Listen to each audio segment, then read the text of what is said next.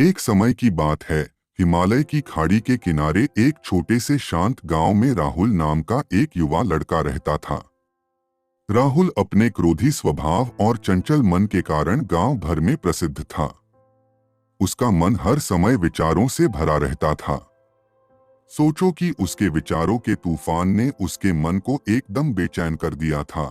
उसके जीवन से शांति मानो गायब हो गई थी और वह हमेशा अपने ही ख्यालों में खोया रहता था और तनावपूर्ण जीवन जी रहा था।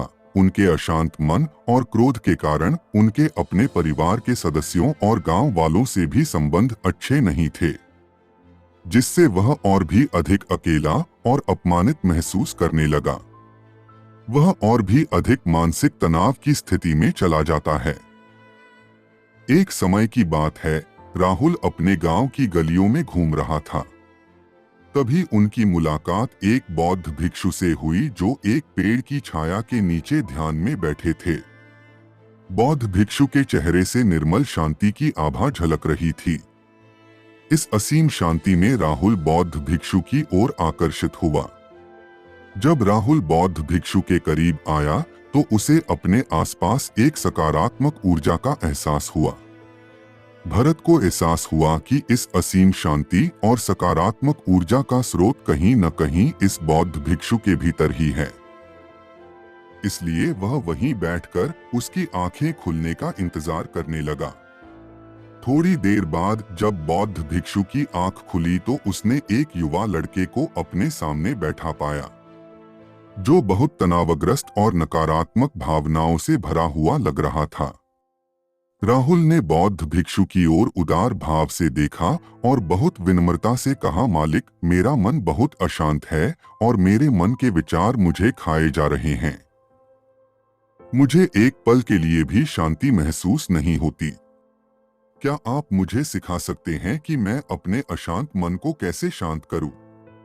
बौद्ध भिक्षु ने राहुल की पीड़ा को समझते हुए करुण दृष्टि से देखा और कहा, मेरे प्यारे बच्चे, मैं तुम्हें एक कहानी सुनाना चाहता हूँ। इस कहानी में मानसिक शांति और खुशी के रहस्य छिपे हैं। क्या आप कहानी सुनना चाहेंगे? राहुल ने हाँ में सिर हिलाया और पूरी एकाग्रता से कहानी सुनने को तैयार हो गया। उनके अंदर जिज्ञासा चरम पर थी। वो कहानी सुनने को बेताब था। बहुत समय पहले की बात है। एक नगर में शक्ति नाम का एक आदमी रहता था। शक्ति बेहद महत्वाकांक्षी व्यक्ति थे और उन्हें हर काम में लोगों से मदद की जरूरत पड़ती थी। यदि उसे किसी से असफलता और बुराई सुनने को मिलती थी तो वह गहरी चिंता और तनाव में चला जाता था। उनका मानना था कि सफलता और भौतिक शक्तियां वांछित खुशी देंगी, लेकिन वह जितना सफलता और प्रशंसा के पीछे भागता था उतना ही मानसिक तनाव में डूबता जाता था। लेकिन अचानक शक्ति का सामना उस समय के मशहूर बौद्ध भिक्षु से हो गया, जिसका नाम महाकौशल था। महाकौशल अपने शिष्यों को ध्यान की शिक्षा देते थे और वह स्वयं एक बहुत ही ध्यानमग्न और प्रबुद्ध व्यक्ति थे। महाकौशल की अद्भुत एकाग्रता से प्रभावित शक्ति ने उनसे अपने भटकते मन को शांत करने का उपाय जानना चाहा। शक्ति ने कहा कि मेहनत में हमेशा सफलता के पीछे भागता हूँ और लगातार अधिक हासिल करने की कोशिश करते हूँ, फिर भी मुझे कोई क्षणिक संतुष्टि या आत्मसंतुष्टि नहीं मिलती। इस निरंतर बेचैनी के बीच मैं शांति कैसे पा सकता हूँ? बौद्ध भिक्षु ने करुण दृष्टि से उसकी ओर देखा और उत्तर दिया, आपका मन एक अशांत नदी की तरह है जो हमेशा बहती रहती है। आप कभी भी शांत नहीं रह सकते। इसलिए इस अशांत मन को शांत करने के लिए आपको अपने विचारों को बिना किसी रुकावट के जाने देने की कला सीखनी होगी। शक्ति को आश्चर्य हुआ और उसने पूछा कि मैं अपने विचारों को कैसे जाने दूं?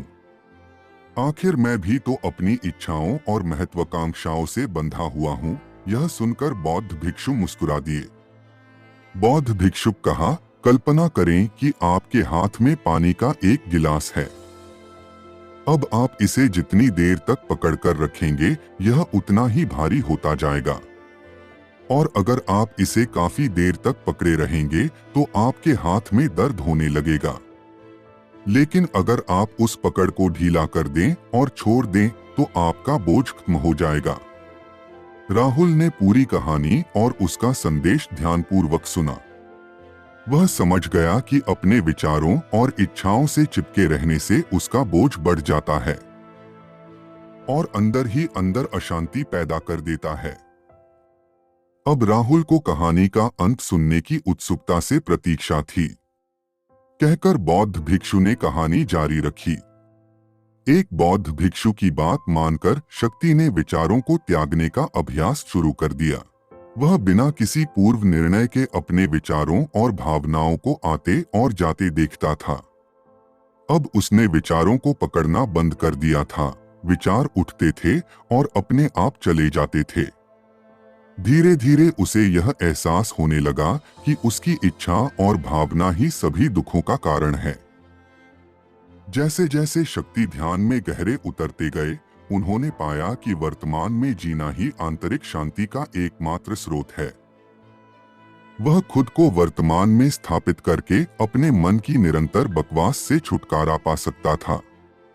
धीरे धीरे शक्ति का मन एक शांत झील की तरह हो गया, जो बाहरी दुनिया को अपने अंदर प्रतिबिंबित करती है। उन्होंने जीवन की सादगी में संतोष को अधिक महत्व दिया और भौतिक संपत्ति के प्रति अपना लगाव छोड़ दिया। जैसे ही शक्ति में ऐसे बदलाव की खबर लोगों के बीच फैली, दूर दूर से लोग मार्गदर्शन लेने आने लगे। लोगों को विचारों को मुक्त करने की कला सिखाना और उन्हें अपने भीतर शांति खोजने के लिए मार्गदर्शन करना, वह लोगों के बीच शांति और ज्ञान का प्रतीक बन गया। शक्ति और साधु की कहानी समाप्त कर महाकौशल बौद्ध भिक्षु कुछ देर के लिए चुप हो गए ताकि इस कहानी का अर्थ राहुल के मन में अच्छी तरह बैठ जाए। राहुल ने बौद्ध भिक्षु की ओर देखा तो उनकी आंखों में अब एक नई समझ दिखाई दे रही थी। राहुल ने धीरे से कहा कि मुझे इस कहानी में ज्ञान दिखता है, लेकिन मैं इसे अपने जीवन में कैसे लागू करूं? मैं अपने अशांत मन को कैसे शांत कर सकता हूं? राहुल के इस सवाल पर बौद्ध भिक्षु गर्मजोशी से मुस्कुराते हैं और फिर कहा कि अशांत मन को शांत करने का अभ्यास आत्मजागरूकता से शुरू होता है। अपने भीतर उठने वाले विचारों का निरीक्षण करने के लिए प्रतिदिन कुछ समय निकालें। उन भावनाओं पर ध्यान दें जो आपके मन में आती हैं और देखें कि वे कैसे आती हैं और आकाश में गुजरते बादलों की तरह चले जाएं। राहुल ने आंखें बंद कर लीं और बौद्ध भिक्षु के कहे अनुसार अपने विचारों का अवलोकन करने लगे। जैसे ही उसने अपने भीतर उठने वाले विचारों पर ध्यान देना शुरू किया, उसे इसका एहसास हुआ। उसे अपने अंदर चिंता और इच्छाओं की एक निरंतर धारा बहती हुई महसूस हुई। सिर्फ एक एहसास ने ही उसे एक अद्भुत शांति का एहसास कराया। उन्हें यह भी एहसास हुआ कि यह सभी विचारों और भावनाओं से अलग है। बौद्ध भिक्षु ने आगे कहा कि जैसे शक्ति ने खुद को सभी मोहमाया से अलग कर लिया था, वैसे ही अपने मन को अशांतकारी विचारों और भावनाओं से मुक्त करने का अभ्यास विकसित करो।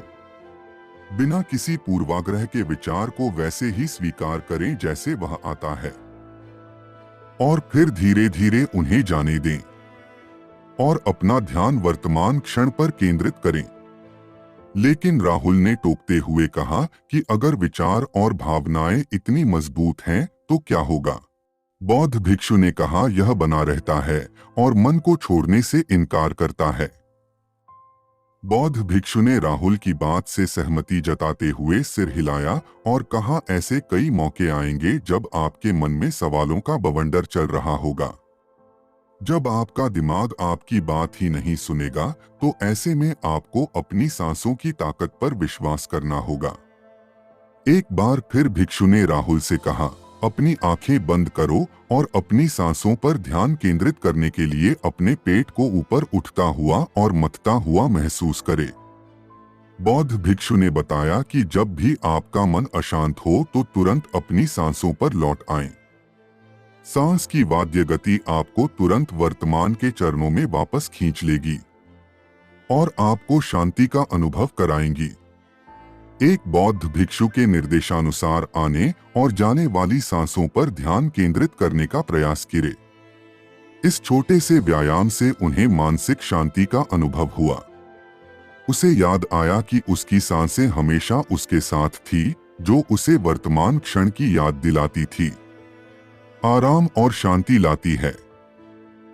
राहुल के इस विकास को देखकर बौद्ध भिक्षु मंद मंद मुस्कुराए और बोले, मेरे प्रिय, बेचैन मन को शांत करना एक ऐसा अभ्यास है जिसमें बहुत प्रयास और दृढ़ इच्छा शक्ति की आवश्यकता होती है, क्योंकि लगातार व्यायाम से मांसपेशियां मजबूत होती हैं। उसी तरह नियमित अभ्यास से मन भी शांत होता है।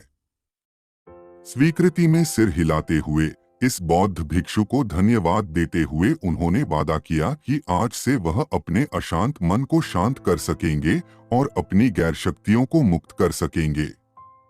बौद्ध भिक्षु ने राहुल के कंधे पर हाथ रखकर कहा, मुझे आपकी क्षमता पर बहुत भरोसा है और आपको जल्द ही आंतरिक शांति मिलेगी। लेकिन याद रखें कि यह आसान नहीं होगा। लेकिन अगर आप दृढ़ इच्छा शक्ति और खुले दिल से प्रयास करेंगे तो आप निश्चित रूप से वह शांति पा लेंगे जो आपके अंदर है। उस दिन से राहुल अपने अशांत मन को शांत करने का प्रयास करने लगा और हर दिन ध्यान करने के लिए एक अलग समय निर्धारित किया। उसने अपने मन में उठने वाले विचारों को बिना किसी रोक-टोक के जाने दिया और अपनी सांसों के जरिए खुद को वर्तमान में बनाए रखने की कोशिश की। समय के साथ अभ्यास करते हुए राहुल को अपने अंदर शांति का अनुभव हुआ।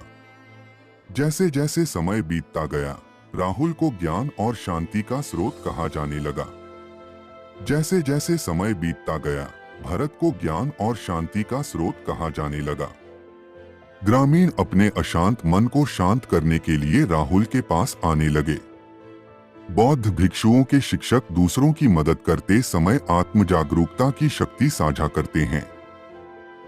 बौद्ध भिक्षु आंतरिक शांति पाने की शिक्षा देते हैं।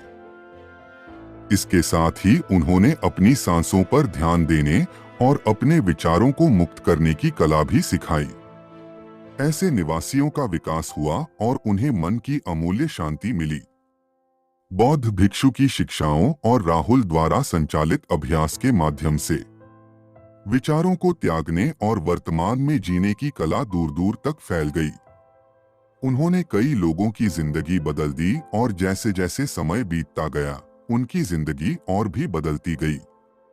राहुल का शांत प्रभाव उसके गांव की सीमाओं से परे तक फैला हुआ था। आसपास के गांवों और शहरों से लोग राहुल के परिवर्तन की कहानी सुनते थे, उनसे सलाह लेने आते हैं। मन के बोझ तले दबे लोगों के लिए राहुल आशा की किरण बन गया। राहुल की शिक्षाएं केवल ध्यान और प्रवचन तक ही सीमित नहीं थीं, बल्कि वह रोजमर्रा के काम जागरूकता के साथ करने पर ज्यादा जोर देते थे। वह लोगों को अपनी भावनाओं के प्रति जागरूक रहने की याद दिलाते थे। तो आशा करता हूं कि आपको इस वीडियो से कुछ अच्छा सीखने को मिला होगा। अगर आपको मेरा यह छोटा सा वीडियो पसंद आया हो तो वीडियो को लाइक करके चैनल को सब्सक्राइब कर लीजिए, जिससे कि मैं आगे कोई भी वीडियो डालूं तो वह सबसे पहले आप तक पहुंचे। तो चलिए दोस्तों, मिलता हूं किसी नेक्स्ट वीडियो में किसी नई जानकारी के साथ। तब तक के लिए आप अपना ख्याल रखिएगा। धन्यवाद।